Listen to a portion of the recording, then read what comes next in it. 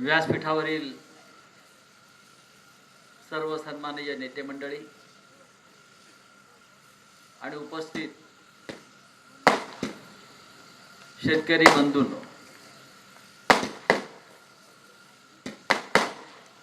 बाजार कृषी उत्पन्न बाजार समितीचा एक खरेदी विक्री संघाचं उद्घाटन आज झालेलं आहे आणि इथे जमलेले सर्व शेतकरी बांधव आहेत.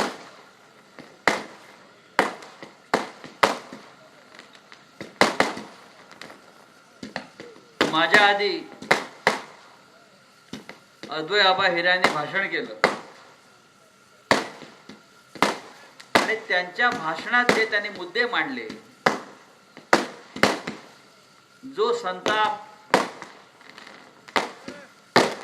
जी चीड त्यांनी व्यक्त केली, ते ऐकल्यावर मला असं वाटत नाही की मला काही फार बोलण्यासारखं राहिलेलं आहे. हा देश कृषी प्रधान आहे. आमचे पंतप्रधान नरेंद्र मोदी यांचा मुक्काम सध्या महाराष्ट्रात जास्त आहे. ते दिल्लीला नसतात, महाराष्ट्रात जास्त असतात. मी त्यांना सांगितलं की महाराष्ट्रातल्या निवडणुका होईपर्यंत देशाची राजधानी तुम्ही महाराष्ट्रात हलवा, कारण ज्या राज्यात निवडणुका असतात त्या राज्यात ते जाऊन तळ ठोकतात. हरियाणा झालं, काश्मीर झालं, आता महाराष्ट्रात कालपासून महाराष्ट्रात देशाचे प्रधानमंत्री गल्ली बोळ फिरतायत. आज ठाण्याला होते, मुंबईला होते, वाशिमला होते, फिरतायत. जनतेचा पैसा आहे. खाली 20,000 कोटीचं विमान आहे, आलिशान. जातात तिकडे आश्वासनं देतात. शेतकऱ्यांचं उत्पन्न डबल करण्याचं त्यांचं आश्वासन होतं. डबल. 2014 साली जेव्हा ते सत्तेवर आले, येण्याआधी शेतकऱ्यांचं उत्पन्न डबल करू, डबल. शेतकऱ्यांच्या कृषी मालाला मिनिमम सपोर्ट प्राइस MSP देऊ, अशा अनेक घोषणा त्यांनी केल्या. त्यातली एकही घोषणा ते आजपर्यंत पूर्ण करू शकले नाहीत. उलट हजारो लाखो शेतकरी दिल्लीच्या सीमेवर आंदोलनासाठी बसले. ते कायदे त्यांनी आणले शेतकऱ्यांच्या विरोधामध्ये, 3 काळे कायदे. इतके भयंकर कायदे होते की या देशातल्या शेतकऱ्याला शेती करणं अवघड होईल. देशभरामध्ये शेतकऱ्यांच्या आत्महत्या वाढतील आणि या देशाची जी ओळख आहे कृषी प्रधान देश, ही ओळख नष्ट होईल. अशा प्रकारचे 3 कायदे नरेंद्र मोदींनी आणले. त्या आंदोलनाच्या विरोधामध्ये शेतकरी बसले, हजारो शेतकरी. तेव्हा त्या आंदोलन चिरडून टाकण्याचा प्रयत्न नरेंद्र मोदींनी केला.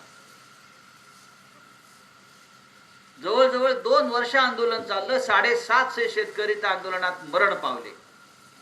दिल्लीच्या सीमेवर 750 शेतकरी मरण पावले. आणि शेवटी निवडणुका आल्या उत्तर प्रदेश मधल्या, तेव्हा ते कायदे मागे घेतले. त्या कायद्यामध्ये काय होतं, जसं आपण मगाशी सगळ्यांनी सांगितलं, आपण कर्मवीर भाऊराव हिरे यांचा उल्लेख केला. भाऊसाहेब हिरे. कसेल त्याची जमीन शेतकऱ्यासाठी अत्यंत महत्वाचा असा हा कायदा होता, कुळ कायदा. शेतकऱ्यांच्या हक्काचं रक्षण करणारा कायदा. ही या राज्याची परंपरा आहे, शेतकऱ्याला वाचवणं. नरेंद्र मोदीने त्याच्या कायद्यामध्ये काय आणलं? शेतकऱ्याची जमीन अडाणीच्या मालकीची. Contract farming, contract. पंजाब पासून महाराष्ट्रापर्यंत शेतकऱ्यांच्या जमिनीचा मालक जर ते कायदे अंमलात आले असते तर पुढल्या 5 वर्षामध्ये शेतकऱ्यांच्या जमिनीचा मालक नरेंद्र मोदीचा मित्र हा गौतम अडाणीच्या मालकीच्या जमिनी झाल्या असत्या. शेती जमिनीच्या सगळी आपली शेती ही अडाणीच्या मालकीची झाली असती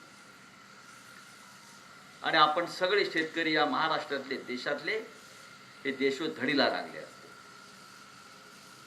आज या देशातला प्रत्येक नियम आणि कायदा जो बनतोय तो अडाणीच्या हिताचा बनतोय, त्याच्या सोयीचा बनतो.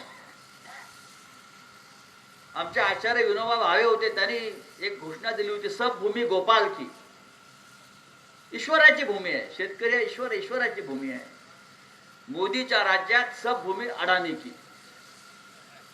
जिथे जिथे अडाणी बोट ठेवेल ते सगळं अडाणीचं होतं. मग विमानतळ असतील, एअरपोर्ट असतील, सरकारी कारखाने असतील, उद्योग असतील, फक्त एका उद्योगपतीसाठी नरेंद्र मोदी आणि अमित शहा हे सरकार चालवत आहे.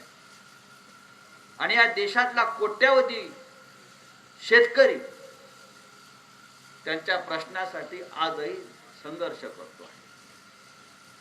मला वाटत नाही की या देशाचा कृषी मंत्री कोण आहे हे शेतकऱ्यांना माहीत असेल. माननीय शरद पवार साहेबांनंतर कृषी मंत्री कोण हे आम्हाला माहीत नाही. त्याच्या आधी माहीत नव्हता. पंजाबराव देशमुख आम्हाला माहीत होते, पंजाबराव देशमुख, त्यानंतर शरद पवार.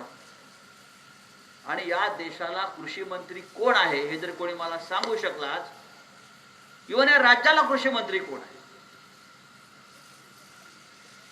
कालपर्यंत तुमचे पालकमंत्री इकडले कृषी मंत्री होते. आज एक अत्यंत थिल्लर माणूस कृषी मंत्री आहे, त्याचं नाव अब्दुल सत्तार. थिल्लर माणूस.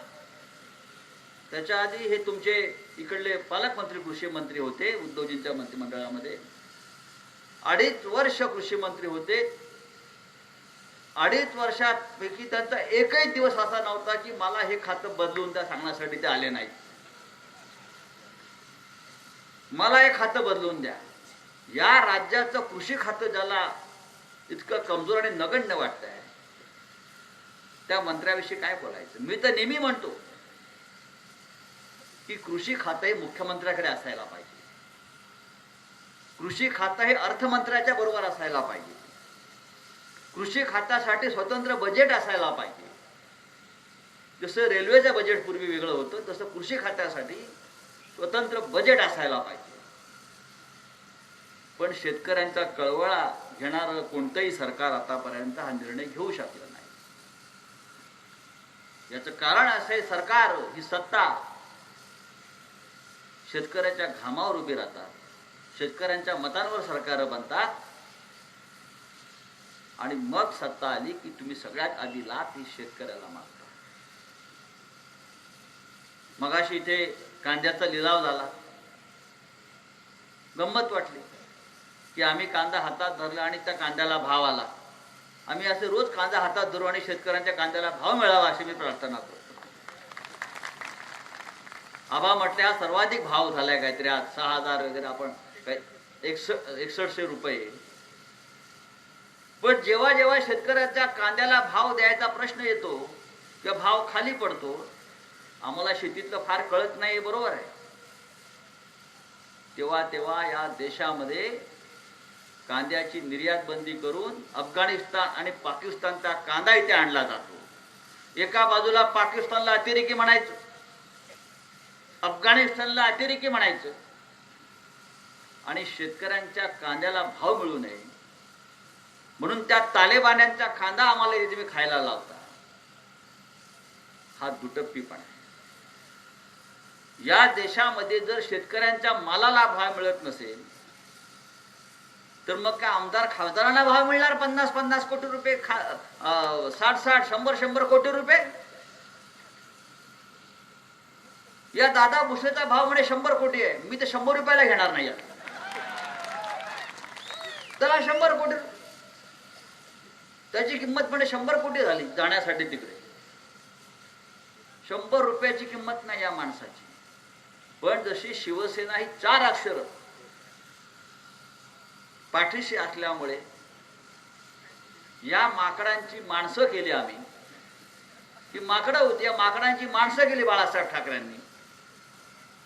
त्या माणसांना आम्ही सरदार केलं आणि त्या सरदारानेच आमच्या नव्हे तर महाराष्ट्राच्या पाठीत तलवारी चालवल्या, गाव घातलेल्या आहे. त्याच्यामुळे अद्वय आबा आपण जे म्हणालात मगाशी ते खरं आहे. उद्या आपलं सरकार येईल तेव्हा दया माया नाही. 9 महिने 9 वर्ष काय यांची एवढी पाप आहेत, यांना जन्मठेप व्हायला पाहिजे सगळ्यांना. आपण 9 महिने तुरुंगात राहिलात, मी सुद्धा 100 दिवसापेक्षा जास्त काळ तुरुंगात राहिलो, मला अजिबात दुःख आहे. आपण स्वातंत्र्य सैनिक आहोत. मी तर म्हणतो मी स्वातंत्र्य सैनिक. या देशामध्ये जी हुकुमशाही सुरू आहे, जशी ब्रिटिशांच्या काळात होती, एकाधिकारशाही, हुकुमशाही, गुलामगिरी, दहशतवाद, त्याच्या विरुद्ध लढण्यासाठी मोजके लोक समोर येतात, लढतात, तुरुंगात जातात. अनेकदा त्यांना शहीद व्हावं लागतं, सर्वस्व गमवावं लागतं. अद्वय आबा हिरे आणि मी त्यातला आहे. आम्हाला ताम्रपट आणि पेन्शन अधिकृतपणे सुरू व्हायला पाहिजे सरकार बदलल्यावर, असं मी सांगणार आहे. 1 रुपया पेन्शन घेऊ, पण 1 रुपयाच घेऊ. पण इतिहासात नोंद व्हायला पाहिजे की ह्यांना कट कारस्थान करून जबरदस्तीनं खोट्या गुन्ह्याखाली अटक करून तुरुंगात डांबलं, कारण ह्यांनी सत्यासाठी आवाज उठवला, अन्यायाविरुद्ध आवाज उठवला, भ्रष्टाचाराविरुद्ध आवाज उठवला. ईडी आणि सीबीआय आहे ना, आमच्या हातात पण येणार आहे.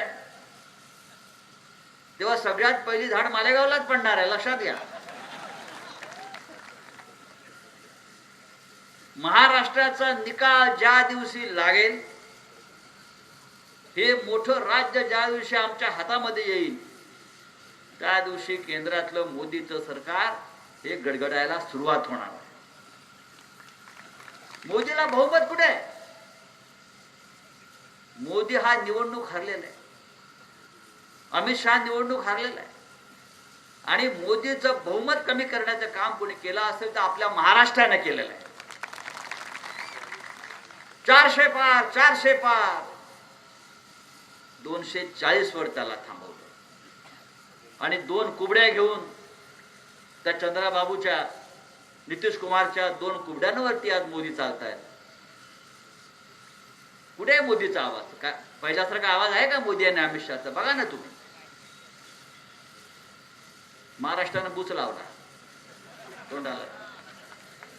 हा महाराष्ट्र आहे, हा छत्रपती शिवाजी महाराजांचा महाराष्ट्र. नरेंद्र मोदी या राज्यामध्ये येत आहेत, त्यांना महाराष्ट्र तोडायचं आहे, लुटायचं आहे, लक्षात घ्या. त्यांना मुंबई महाराष्ट्रापासून तोडायची आहे. महाराष्ट्रातले असंख्य उद्योग जे आपल्या मराठी माणसाला रोजगार देऊ शकत होते, असे सगळे उद्योग या नरेंद्र मोदी आणि अमित शहाने गुजरातला पळवले. आणि हे तुमचे मिंदे मुख्यमंत्री त्याची बूट चाटत बसलेले. बाळासाहेब ठाकरेंनी शिवसेना का स्थापन केली? बाळासाहेबांना वेळ जात नव्हता म्हणून शिवसेना स्थापन केली असं नाहीये. या मुंबईतल्या, महाराष्ट्रातल्या मराठी माणसाला, मराठी कष्टकऱ्याला स्वाभिमानानं जगता यावं, त्याचे अधिकार, त्याचे हक्क त्याला मिळावे, म्हणून बाळासाहेब ठाकरेंनी शिवसेनेची स्थापना केली. ते एक आंदोलन होतं. मुंबई आपल्या मराठी माणसाची राजधानी आहे, तिथे मराठी माणसाचाच आवाज आला पाहिजे, यासाठी बाळासाहेबांनी शिवसेनेची स्थापना केली. मुंबईसह महाराष्ट्रातल्या रोजगारामध्ये, नोकऱ्यांमध्ये आपल्या मराठी माणसाला 80% नोकऱ्या हक्काने मिळायला पाहिजेत, यासाठी बाळासाहेब ठाकरेंनी शिवसेनेची स्थापना केली. नाहीतर आम्हाला या मुंबईमध्ये, आम्ही मुंबईत राहतो, आम्हाला माहिती आहे, कोणी आम्हाला घाटी म्हणत होतं, कोणी म्हणायचे मुंबई तुमची भांडी घासा आमची, बरं का. मग आम्ही म्हणायचो काहीतरी, मग आम्ही काय थोडे जाऊ दे ते बोललं बरोबर नाही, आमच्याही घोषणा होत्या काही, गप्प बसले. काय म्हटलं, जोरात बोलला तर मी बोलला असो ना. आम्ही तर नाही धडे शिकवले, आणि आजही धडा शिकवण्याची हिंमत आणि ताकद या मराठी मनगटामध्ये आहे. ते असे का वागतात? महाराष्ट्राचा गुजरात करायला का निघालेत? त्यांच्या मनामध्ये एक खंत आहे की या महाराष्ट्रात शिवाजी महाराज जन्माला आले, आणि औरंगजेब कुठे जन्माला आला माहिती आहे ना? गुजरातमध्ये. औरंगजेबाचा जन्म गुजरातमध्ये झालाय. मोदीच्या गावाच्या बाजूला दाहोद नावाचं गाव आहे, तिथे औरंगजेब जन्माला आला. त्याच्यामुळे त्या मातीत आणि सध्याच्या या गुजराती नेत्यांमध्ये औरंगजेब शिरलेला आहे, आणि म्हणून ते आपल्यावर सारख्या स्वाऱ्या करताय जसं औरंगजेब करत होता. पण त्याला माहित नाही, छत्रपती शिवाजी महाराजांनी तर औरंगजेबाला झुंजवलंच, पण छत्रपतींच्या मृत्यूनंतर 25 वर्ष औरंगजेब मराठ्यांशी लढत होता, आणि शेवटी इथे त्याला गाडला. इथेच हे मोदी आणि शहांनी लक्षात ठेवलं पाहिजे. हा महाराष्ट्र काय, हा जो शेतकरी बसलेला आहे समोर, संयुक्त महाराष्ट्राच्या आंदोलनात जो महाराष्ट्र आपला निर्माण झाला, त्या आंदोलनात शेतकरीच पुढे होता. मुंबईमध्ये गिरणी कामगार, कष्टकरी आणि बाकी इतर राज्यामध्ये सगळा शेतकरी लढत होता. तेव्हा महाराष्ट्र मुंबईसह आपल्याला मिळाला. तो महाराष्ट्राचा तुम्हाला असा सहजासहजी लचका तोडता येणार नाही. हे राज्य आपल्या हातात होतं, 2.5 वर्ष हातात होतं. मगाशी आपण आवाज सांगितलं, असा मुख्यमंत्री आपल्याला लाभला उद्धव ठाकरे साहेबांच्या रूपानं, की त्याच्यावर टीका होत होती की याला शेतीतलं काही कळत नाही. पण शेतकऱ्यांच्या हिताचे बहुतेक सर्व निर्णय हे उद्धव साहेबांच्या नेतृत्वाखालच्या सरकारने घेतले. पहिल्या कॅबिनेटमध्ये कर्जमाफी केली शेतकऱ्यांची. पहिल्या कॅबिनेटमध्ये शेतकऱ्यांची कर्जमाफी केली, आणि हिमतीनं. आणि हे सरकार अजून 2.5 वर्ष टिकलं असतं तर या शेतकऱ्यांच्या बाबतीमध्ये अनेक कल्याणकारी निर्णय त्यांना घेता आले असते. पण महाराष्ट्राच्या संदर्भात, मराठी माणसासंदर्भात ज्यांच्या मनात द्वेष आहे, त्यांनी हे सरकार पाडलं, आणि गद्दारांच्या हाती या राज्याची सूत्र दिली, बेईमानांच्या हाती या राज्याची सूत्र दिली. त्यासाठी हजारो कोटी रुपये खर्च केले. हे हजारो कोटी रुपये जरी खर्च केले तरी उद्याच्या निवडणुकीत तुमची सत्ता परत येणार नाही, हे या राज्याच्या जनतेने ठरवलेलं आहे. आम्हाला सगळ्यांनाच वाटतं की माननीय उद्धव साहेबांना पुन्हा या राज्याची सूत्र द्यायला पाहिजे. या जनतेला वाटतं. मी आपल्याला इतकंच सांगेन की देश महाराष्ट्राकडे एका अपेक्षेनं पाहतोय, आशेनं पाहतोय. कारण या महाराष्ट्रात जेव्हा जेव्हा ठिणगी पडते, त्या ठिणगीचा वणवा देशामध्ये पेटतो. या महाराष्ट्रानं दाखवलंय की मोदींचा जो घोडा उधळला होता ते रोखण्याचं काम या महाराष्ट्रानं कालच्या लोकसभेत केलंय. आणि उद्याची विधानसभा मोदींनी किती सभा घ्याव्यात? मोदींनी तर मालेगावला सभा घ्यायला पाहिजे. त्या दादा भुसेचे डिपॉझिट गेल्याशिवाय राहणार नाही. कालच्या लोकसभेला मोदींनी 47 सभा घेतल्या इथे, 47. त्यातल्या 42 ठिकाणी, काही ठिकाणी डबल सभा घेतल्या. 42 ठिकाणी त्यांच्या उमेदवारांचा पराभव झालेला आहे. जिथे मोदी जातात तिथे पराभव होतो. तेव्हा मोदीची भीती संपलेली आहे. राहुल गांधींनी परवा सांगितलं, मोदी को कोई डरता नाही. आम्ही तर कधीच घाबरत नव्हतो. आमचा जन्म त्यासाठी, आम्ही निर्भय आहोत. बाळासाहेब ठाकरेंनी आम्हाला जे घडवलेलं आहे हे अशा महाराष्ट्राच्या दुश्मनांशी लढण्यासाठी घडवलेलं आहे. आणि म्हणून मोदी महाराष्ट्राला घाबरतात आणि महाराष्ट्राला घाबरावंच लागेल. तो मोदी जिथे गेले तिकडे त्यांचा पराभव झाला. मोदी आणि अमित शहानी महाराष्ट्रात जास्त यायला पाहिजे, इथे त्यांनी राहिलं पाहिजे, राजधानी काही काळ मुंबईत हलवायला पाहिजे किंवा पुण्यात हलवायला पाहिजे. जसं औरंगजेबाने इथे हलवली होती काही काळ त्यांचा डेरा, आणि मग इथेच झोपले कायमचे. तेव्हा शेतकरी बांधवांनो, या राज्यामध्ये परिवर्तन घडवण्याची ताकद जर कोणामध्ये असेल ती फक्त आपल्यामध्ये आहे, आणि आपणच हे काम करू शकतो. माननीय शरद पवार साहेब आजही फिरतात. आपण पहा, उद्धवजी फिरतायत, राहुल गांधी काल होते. अन्याय म्हणजे किती अन्याय असावा या मोदीच्या राज्यामध्ये. बाळासाहेब ठाकरेंची शिवसेना, बाळासाहेब ठाकरेंची शिवसेना, ज्याचे प्रमुख उद्धव ठाकरे झाले, जेव्हा या शिवसेनेची स्थापना झाली तेव्हा हे महाशय आजचे मुख्यमंत्री 4 वर्षाचे होते गोधडीत. आणि मोदींचा निवडणूक आयोग म्हणतो ही शिवसेना त्या एकनाथ शिंदेची. माननीय शरद पवार साहेबांनी राष्ट्रवादी काँग्रेस पक्षाची स्थापना केली. 30 वर्ष झाली. हे अजित पवार फोडले आणि घेऊन गेले 40 लोक. निवडणूक आयोगासमोर सुनावणी सुरू आहे. पवार साहेबांसह आम्ही सगळे तिथे बसलेलो आहोत. ज्याने पक्षाची स्थापना केली तो माणूस हयात आणि समोर बसलाय. हे शरद पवार, त्यांनी स्थापना केली आहे, समोर बसलाय, आणि निवडणूक आयोग निर्णय देतोय समोर. पक्ष तुमचा नाही, पक्ष त्या चोराचा आहे. हे मोदीच्या राज्यातच घडू शकतं, कारण हे व्यापाऱ्यांचं सरकार आहे.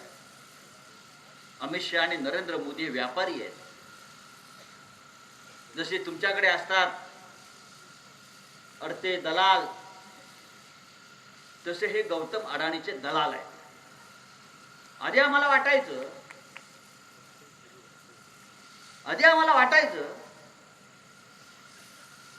की नरेंद्र मोदी हा गौतम अडाणी हा मोदी आणि शहांचा एजंट आहे. पण नाही, आता मला वाटतंय मोदी आणि शहा हे गौतम अडाणीचे एजंट आहे. खरा मालक या सरकारचा गौतम अडाणी आहे.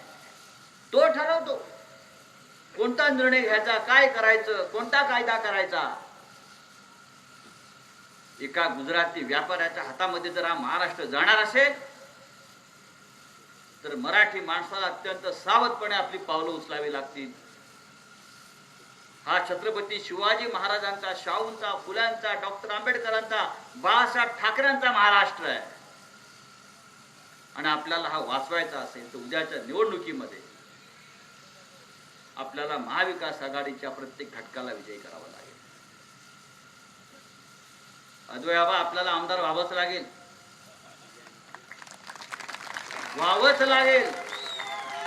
पडेल ती किंमत देऊन तुम्हाला विधानसभेत जावं लागेल. आणि तुम्ही जिंकताय पूर्णपणे खात्रीने मी सांगू शकतो. तिकडे दुसरे आमचे नांदगावचे भावी आमदार बसले आहेत.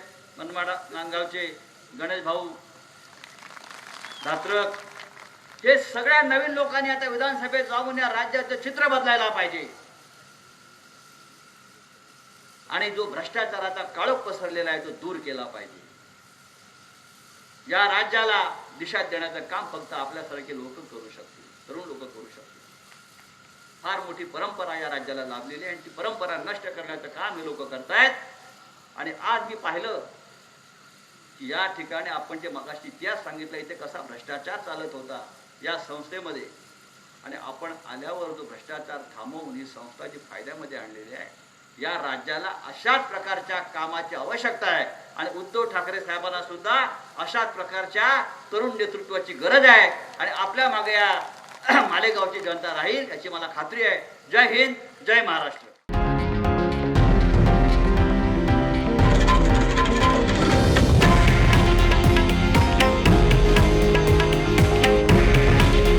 हे आहे देशातील नंबर 1 न्यूज नेटवर्क आणि आपण पाहत आहात TV9 मराठी, काळजी तुमची, हित महाराष्ट्राचं.